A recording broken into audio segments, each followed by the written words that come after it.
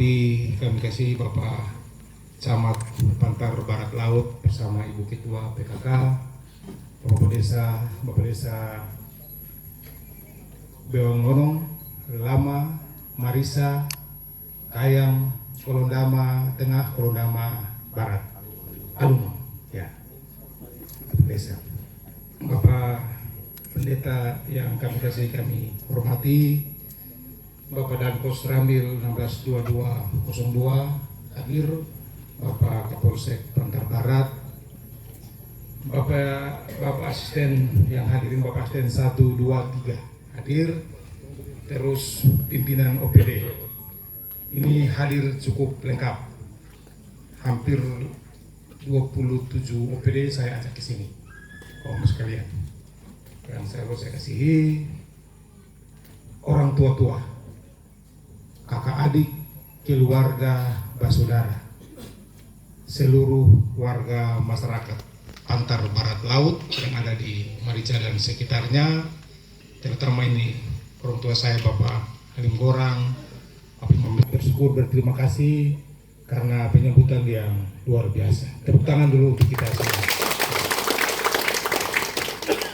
Penyambutan yang sangat luar biasa oleh Niba, Kuba, Anang, Bine, semua luar biasa.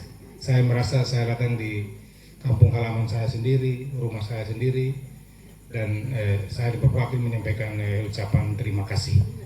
Kami semua hadir dengan satu harapan komitmen bahwa kita bersama-sama punya niat tulus untuk membangun daerah ini, membangun Pantar Barat Laut secara bersama-sama. Kami datang, saya bawa semua teman-teman pimpinan OPD untuk melihat dari dekat. Inilah kondisi Pantar Barat Laut, dan inilah potensi, inilah hal-hal yang perlu akan kita lakukan ke depan. Sehingga kami semua hadir dalam jumlah yang cukup banyak. Kehadiran kami yang pertama merupakan implementasi dari pelaksanaan 100 hari program kerja kami. Saya berwakil, itu banyak hal yang akan kami lakukan, termasuk kunjungan kerja hari ini. Kami juga hadir mau menyampaikan ucapan terima kasih buat seluruh warga masyarakat Pantar Barat Laut yang telah mengawal dengan baik pelaksanaan pemilu, baik itu pemilu presiden maupun pemilu DPR maupun pemilu bupati dan gubernur. Terima kasih banyak. Dari hati, pikiran, waktu, tenaga telah memberi yang terbaik. Kita telah bersepakat bersatu hati untuk memilih pemimpin daerah ini. Saya dan Pak Wakil Bupati berdiri di sini itu hanya karena cinta dari Bapak sekalian. Terima kasih buat cinta yang telah diberikan. Ini kemenangan kita semua, kemenangan masyarakat Alor, kemenangan masyarakat Pantar Barat Laut. Tetapi kita tidak berakhir di tanggal 27 November. Itu awal untuk kita memulai kebersamaan untuk membangun daerah ini. Yang berikut, Bapak sekalian, orang tua semua yang saya kasih hormat Bapak Camat, kita masih dalam suasana Idul Fitri. Izinkan saya dan Pak Wakil untuk menyampaikan selamat Idul Fitri untuk kita semua. Semoga dengan perayaan Idul Fitri kita menjadi baru, kita menjadi fitrah, dan bekal ibadah kita selama di bulan suci itu menjadi hal yang akan kita pegang dalam 11 bulan ke depan dalam tahun berjalan. Saya menyampaikan ucapan selamat menunaikan ibadah Minggu Sengsara Prapaskah bagi saudara kita yang umat Nasrani. Kiranya dengan dua momentum keagamaan ini meningkatkan keimanan ketakwaan kita, baik hubungan antara kita dengan Tuhan maupun antar sesama kita tingkatkan untuk kepentingan, untuk bagaimana membangun wilayah yang kita cintai bersama ini. Bersama dan semua kita yang kami hormati dan kami kasihi, kehadiran kami di sini juga sekali lagi ingin meningkatkan komitmen kebersamaan kita untuk membangun wilayah. Itu yang paling penting. Kemudian kami kasih, kami hormati Bapak Camat. Saya dan Bapak Wakil setelah kami dilantik oleh Presiden di Jakarta tanggal 20 Februari, kami ikut lagi BIMTEK, orientasi kepemimpinan di Magelang, Jawa Tengah, hampir lebih kurang 8 hari. Itu pokoknya ada semi militer, karena ini memang di tempatnya militer begitu. Semi militer, banyak hal juga yang kami dapati di sana. Bagaimana disiplin, tingkat kedisiplinan itu ditempa, dibina untuk menjadi pemimpin yang disiplin. Lantas, menyatukan visi bersama untuk membangun Indonesia ini. Program-program prioritas pemerintah pusat, provinsi dan daerah disinergikan sehingga menjadi satu korelasi yang baik untuk membangun bangsa dan negara ini. Banyak hal yang disampaikan di sana. Setelah itu kami pulang ke Kalabahi, tapi kami kembali lagi bersama Pak Gubernur dan seluruh pimpinan daerah CNTT. Itu kami roadshow di seluruh kementerian di Jakarta. Dan banyak hal juga kami dapati. Kita harapkan ke depan di 2026 nanti itu ada banyak program yang akan turun di NTT. Saya bersyukur karena Pak Gubernur sekarang adalah mantan anggota DPR RI Komisi 9. Dia punya relasi yang cukup baik di tingkat pusat. Teman-teman selevel dia yang ada banyak di menteri dan kepala badan lembaga setingkat menteri. Ini relasi yang cukup baik untuk kita NTT, dan mudah-mudahan ke depan ada banyak hal yang kita dapat untuk pembangunan di NTT. Teman sekalian yang kami kasihi, Alor Kabupaten Kepulauan. Alor sudah ada dari tahun 1958 bersama dengan kabupaten lain se-NTT. Pembangunan terus berjalan, pemimpinan pun terus berganti. Tapi banyak hal yang sudah dibuat oleh pemerintah terdahulu, ada banyak hal juga yang belum dibuat. Ada banyak hal yang masih setengah, ada banyak hal yang masih kurang. Kita pun tanggung jawab untuk kita lanjutkan, kita benahi, kita tingkatkan. Yang kurang kita kasih lengkap, yang pendek kita buat panjang, yang lebih mungkin kita kasih kurang. Itulah tugas pemerintah. Pembangunan dia harus berkelanjutan. Ini berganti, pembangunan dia harus berkelanjutan. Kita memanfaatkan semua potensi yang kita miliki. Potensi sumber daya alam, potensi manusia, sumber daya manusia yang kita miliki untuk bagaimana kita membangun daerah ini. Alor 15 buah pulau, 9 pulau yang berpenghuni, 6-nya tidak. Topografinya kita semua ketahui, berbukit-bukit, bergunung-gunung, dataran rendahnya sedikit. Kita tinggal di dataran rendah yang sedikit. Ada juga kali keluarga yang di pinggir-pinggir pantai barangkali, di lembah, di gunung dan sebagainya. Itulah kita akan membangun ke arah seperti itu. Untuk itu maka banyak hal juga yang kita masih hadapi. Maksudnya bahwa ada sejumlah hal yang kita sudah kita lakukan. Kita tidak bisa pungkiri bahwa banyak kemudian kita sudah dapati juga, dan banyak kekurangan juga yang kita masih hidupi bersama. Yaitu bahwa yang pertama, angka prevalensi stunting. Stunting itu masih cukup tinggi di Alor, 37%. Stunting itu Bapak sekalian, tumbuh kembang anak yang tidak sesuai dengan umur. Anak yang usianya sudah mungkin 60 tahun, tapi secara fisik masih sangat kecil. Katakanlah mungkin kita lihat anaknya besar tapi umurnya sudah cukup tinggi tapi fisiknya masih sekitar 3-4 tahun. Nah, itu karena asupan gizi yang kurang. Nah, ini tidak berpengaruh terhadap masa depan daerah ini. Karena ini akan membentuk pola cara berpikir, otak bekerja dan sebagainya. Nah, ini kita punya tanggung jawab ke depan untuk kita menurunkan angka prevalensi di daerah kita. Setelahnya Pak Kapus, katanya kita di Pantai Barat ini sekitar 3% kalau tidak salah yang masih stunting. Nah, ini karena pola asuh yang masih kita perhatikan. Kebanyakan bab mama itu ketika ke kebun, anaknya diasuh oleh nenek. Nah, kita orang Alor ini menurut penelitian, mas sekalian, kita makan sirip pinang ini tiap hari akan makan sirip pinang. Nah, kita makan sirip pinang, kita rasa pinang itu ada. Nah, anak-anak ini setiap saat harus dikasih makan. Saya kalau dulu masih kecil, di kampung-kampung saya itu, orang tua itu apa? Lengkunya ini bisa bakar, gitu. Bisa bakar karena mau kasih makan di anak. Gitu. Tapi karena ini orang tua orang yang makan sirip pinang, tidak mungkin punya bisa bakar. Mungkin anak dan kenyang, karena dia lapar. Gitu. Ini juga soal.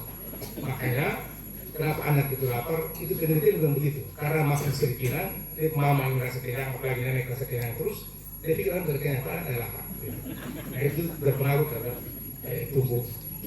Ini kita harus perangi bersama. Bagaimana kita menurunkan? Kita menurunkan dan generasi yang berikut tidak boleh ada lagi yang stunting. 1000 hari kelahiran, itu mulai dalam kandungan sampai setelah dia, itu harus dalam perhatian tenaga kesehatan maupun orang tua, sehingga ke depan jangan ada stunting lagi. Kita akan berusaha untuk ada gerakan menimbang bayi, menimbang anak. Palesa akan kita harapkan untuk ada gerakan itu, dan ada gerakan orang tua asuh yang kita akan lakukan.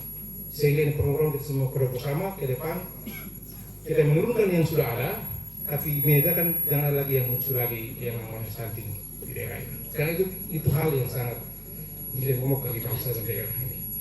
Kenapa sehingga Prabowo nama program makanan bergizi? Karena itu kita inginkan untuk Indonesia emas dan generasi emas pada tahun 2045 yang akan datang, sehingga itu disiapkan secara baik, sehingga penurunan angka prevalensi stunting ini ke depan harus bisa menurun. Kita siapkan generasi emas untuk kita mereka menerima estafet pemerintahan ke depan. Yang berikut itu ada kemiskinan ekstrim dan kemiskinan yang masih sangat tinggi di Alor, 40% dari jumlah penduduk. Nah ini tidak soal Bapak sekalian. Kita orang Alor ini, kita orang bilang miskin itu harus kita kenal. Kalau kita baik-baik, ada kenyang, ada makan minum, pisang ubi semua apa, kita mikir bermain. Tapi memang ada kriteria yang dipakai untuk mengukur pemilih miskin. Nah ini juga soal. Kita harapkan ke depan, nah miskin ini memang itu hanya jangka panjangnya itu hanya bisa dari pendidikan dan kesehatan yang baik. Kalau kesehatannya baik, pendidikannya bagus, itu pasti akan sendiri dari jangka panjangnya. Tapi jangka pendek tentu ada formula atau ada tindakan yang kita lakukan sehingga bertahap itu kita hilangkan dan jangan ada lagi ke depan yang namanya bisnis ekstrim di daerah ini. Kita punya kesempatan seperti itu. Ini dan ada lagi yang namanya kemiskinan di daerah ini. Yang berikut ketersediaan infrastruktur jalan, jembatan, irigasi yang belum memadai. Kita ini kabupaten kepulauan, karena kabupaten kepulauan berbukit-bukit bergunung-gunung, banyak kali yang ada di kita punya wilayah. Karena ada banyak kali kita butuh banyak jembatan. Gunung besar itu ada yang namanya jembatan kembar. Corona di Mainang itu ada jembatan kembar. Kali yang berdekatan, dan itu bangun jembatannya harus dua. Karena kita banyak pulau, kita harus bangun tambatan perahu yang cukup banyak. Jadi kebutuhan pembangunan daerah ini cukup tinggi. Koneksitas antar wilayah juga kita sangat harapkan ke depan kita harus bisa lakukan dengan baik. Kita hanya masih katakanlah satu arah saja, tapi antar wilayah katakan gunung besar contohnya begini. Kalau orang sakit di daerah gunung, di Maikang, itu mereka harus tunggu sampai di Padang Alang, sampai di Ebiki, kalau naik lagi Mainang dan turun Albai. Tidak bisa potong langsung, karena koneksitasnya belum bagus. Orang sakit yang harus mungkin tertolong, tapi karena jalannya muter-muter, akhirnya sampai saya harus meninggal. Ada satu kasus yang saya alami itu, ibu hamil. Ini juga soal. Ibunya mungkin bisa tolong tidak meninggal karena lambat kedengaran karena jalannya berputar-putar, akhirnya harus meninggal hanya karena pertolongan terlambat. Gitu. Ini dua masalah yang kita alami selama ini. Koneksitas antar wilayah ini masih sangat kita perhatikan ke depan. Yang berikut sarana dan prasarana pendidikan yang belum memadai serta tenaga guru yang belum tersebar secara merata. Itu juga hal besar yang kita hadapi. Untuk itu maka ke depan diharapkan sangat. Memang sekarang ini ada aplikasi yang dibuat oleh Kementerian Pendidikan, sehingga ketika begitu diinput itu sebaran tenaga pendidikan bisa dilihat dengan baik. Tetapi tentu kembali kepada orang. Maksudnya bahwa yang tadi pertama bilang, kadang-kadang kita tidak merasa bahwa tempat itu berkat bagi saya, tapi kita anggap itu bukan berkat bagi saya. Akhirnya kita kerja tidak betul di situ karena kita harus pindah dan sebagainya. Maka saya bilang, dimanapun kita berada, kita harus menikmati, tetap enjoy. Gitu. Itu habis sebetulnya akan menjadi soal bagi kita.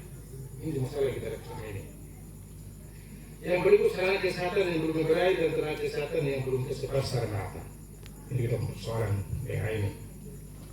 Yang berikut di beberapa wilayah belum tersentuh listrik dan jaringan telekomunikasi komando. Ini juga persoalan yang kita hadapi.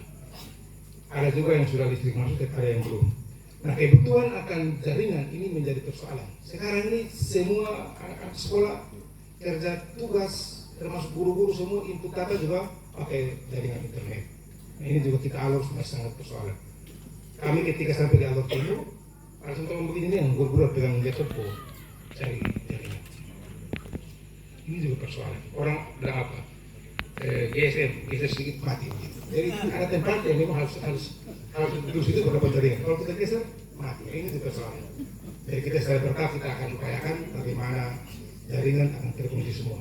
Saya dan Pak Wakil punya rencana itu tidak pakai Starlink. Starlink kita akan tempatkan di sekolah yang namanya FASUM, Fakultas Umum, baik itu kesehatan maupun pendidikan. Jadi kami sepakat kapan hari ada panggil Sekretaris Dinas Pendidikan dalam anggaran tahun ini kita akan beli 17 Starlink untuk 17 kecamatan selain Teluk Utara untuk pasang di setiap kecamatan untuk kepentingan yang tadi namanya beberapa jaringan. Karena jaringan ini sekarang sudah kebutuhan lagi, kebutuhan yang primer bukan lagi sekunder. Semua kebutuhan untuk memiliki ini jaringan. Orang kita kasih pindahin pegawai di dalam sana ada jaringan. Orang tanya pertama jaringan dulu.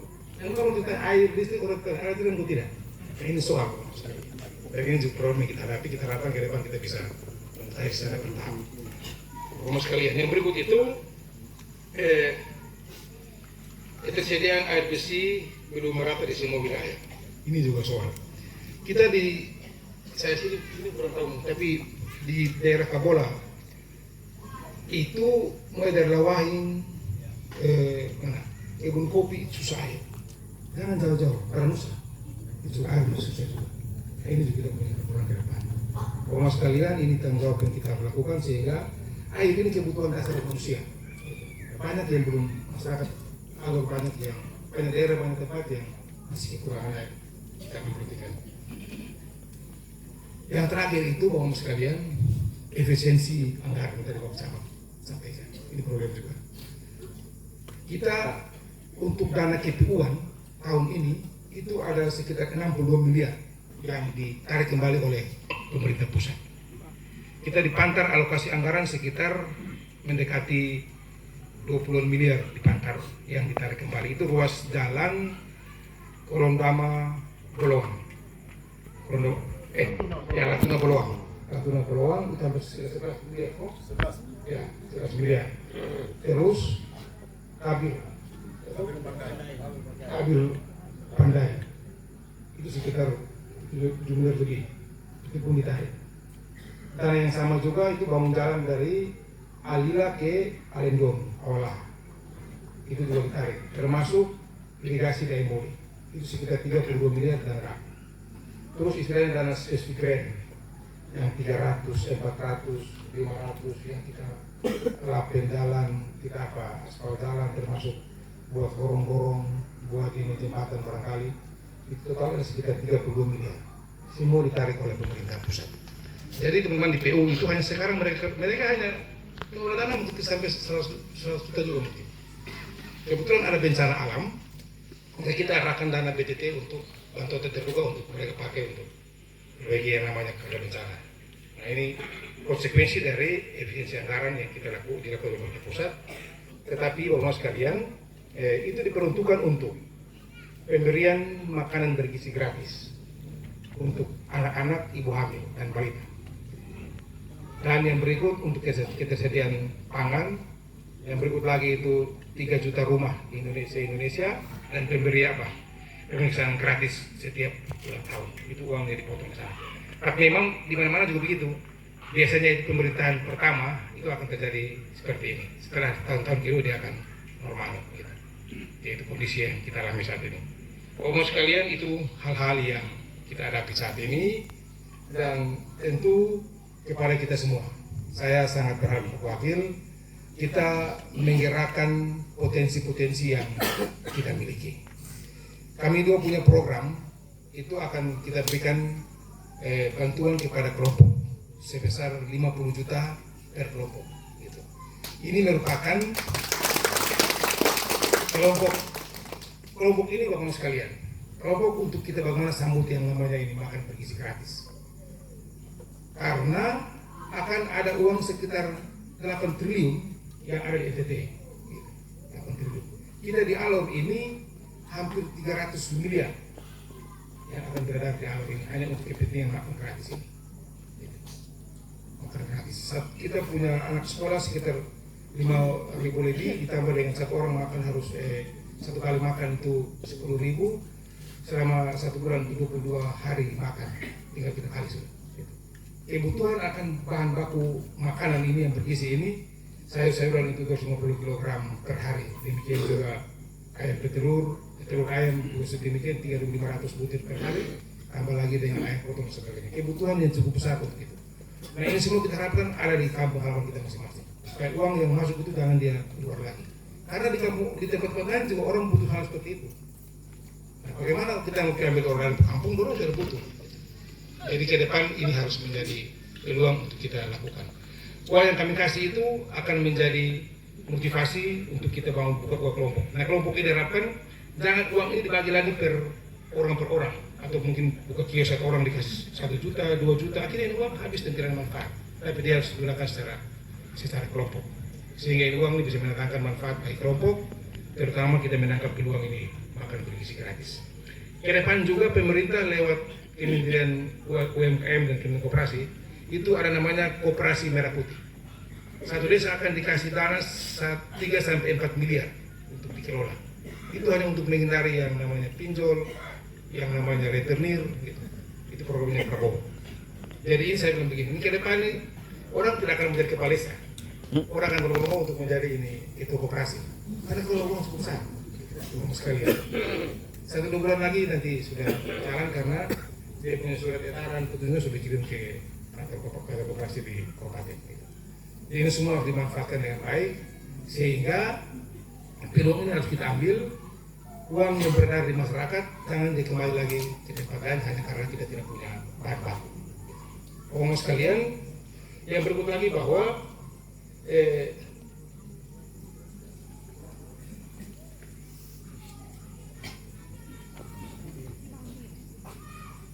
saya di Papua tadi juga memberikan dana bantuan beasiswa.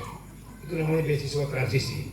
Anak-anak kita yang memang ada PIP, ada beasiswa lain lagi, tapi ketika terjadi transisi tamat SD mau ke SMP ke SMA, kita butuh bantuan, kita butuh dana. Untuk itu saya wakil kami berikan satu anak untuk SD ke SMP itu 750.000, terus SMP ke SMA itu 1 juta dana. Itu kita kasih hanya untuk menjadi transisi ketika dia mau masuk ke SMP dan masuk ke SMA. Itu kita bantu dari dinas pendidikan. Gitu. Nah, semua ini kita lakukan untuk bagaimana masyarakat itu yakin bahwa pemerintah itu hadir, negara hadir dan memberi dukungan, memberi bantuan, motivasi untuk bagaimana menyediakan sumber daya manusia yang baik, demikian juga menyediakan ekonomi yang baik di masyarakat. Ke depan, saya dapat wakil pemerintahan kali ini, kami telah menetapkan program. Itu namanya program gerakan pembangunan. Dengan menggunakan hati, tenaga, ini pengetahuan teknologi untuk pembangunan. Yang kita singkat dengan sebutan Gerbang Timur. Di Gerbang Timur itu berarti bahwa membangun dari timur, tapi gerakan membangun yang kita menggunakan hati, dari itu hati, tenaga, ilmu pengetahuan, teknologi untuk mutu, untuk pembangunan. Gitu. Gerbang ini juga banyak filosofi. Kemerdekaan adalah gerbang emas untuk kejahteraan. Gerbang ini menunjukkan untuk pintu keluar masuk. Banyak filosofinya begitu. Dengan semangat alur berkemas. Berkemas ini harafiahnya kan orang bersiap-siap diri untuk mau berangkat, mau jalan, mau tinggal lantas berkemas. Berkemas itu beriman, berkeadilan, gitu. Untuk bagaimana membangun daerah ini.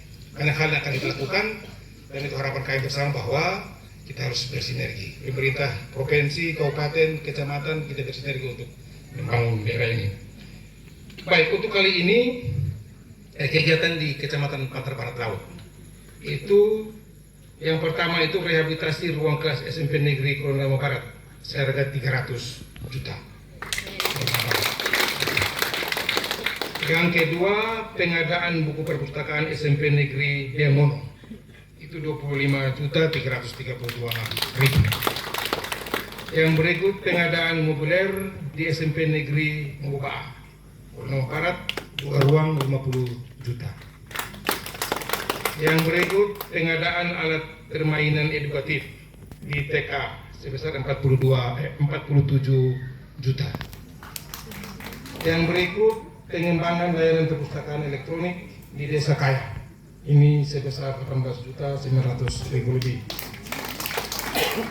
Yang berikut pengadaan box puskesmas Kaya.